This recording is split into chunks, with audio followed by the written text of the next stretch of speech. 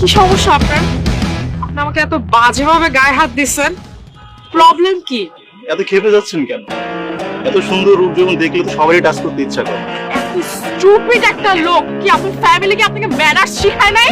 এই বয়সে যদি এত সুন্দর রূপ যখন যদি ভাগাভাগি করে না নিতে পারেন, এর জন্য কি মূল্য আছে? বাইরের মেয়েদেরকে দেখলে আপনার কি কাজ করতে ইচ্ছা করে না? মেয়েরা তো রাস্তা দিয়ে চলাচল করবে। চলেন, আমার বাসা ফাঁকা আছে, আমরা বাসায় যাই, তো যৌবনটা ভাগাভাগি করে নিয়ে একটু সুখ। মেয়ে দেখলে খুব গায়ে ধরতে ইচ্ছা করে, টাচ করতে ইচ্ছা করে না? বেয়াদব কোথাকার, সভ্য কুলাঙ্গার কোথাকার।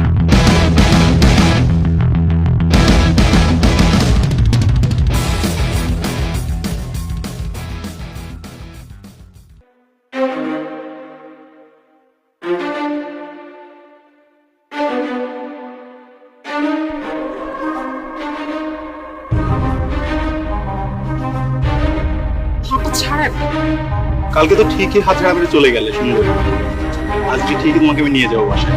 যদি স্ব ইচ্ছা যেতে চাও, না হলে জোর করে। এখন তুমি ডিসাইড করো তুমি কি করবে।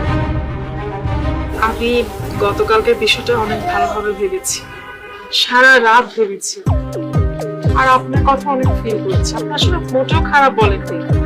এই যে রূপ যৌবনটা বললেন না, যে কাজে নিতে, অবশ্যই।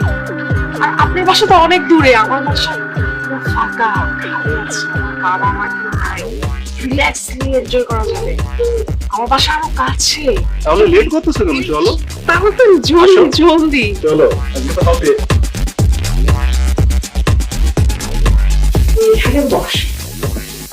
তুমি বসো। আমার জন্য কিছু লাগবে না। হট কফি বানাবো আমার নিজের হাতে, স্পেশাল। নিজেই তো হট।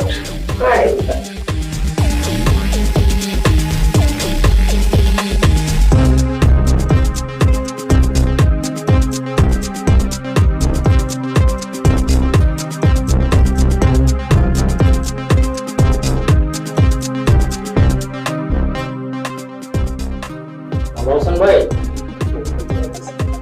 সুন্দরী মায়ের গো দেখলে খালি শরীরটা কিলমিল কিলমিল করে না? না ভাই, হ্যাঁ না ভাই, হ্যাঁ না ভাই, হ্যাঁ ভাই, আমার কোনো দোষ যে কোনো মায়ের গো দেখলেই খালি কিলমিল করে সবই করে না? হ্যাঁ আর দিবি? না ভাই, আর দিবি? না ভাই, হ্যাঁ না ভাই। দিবি? দেখাচ্ছি মজা করে।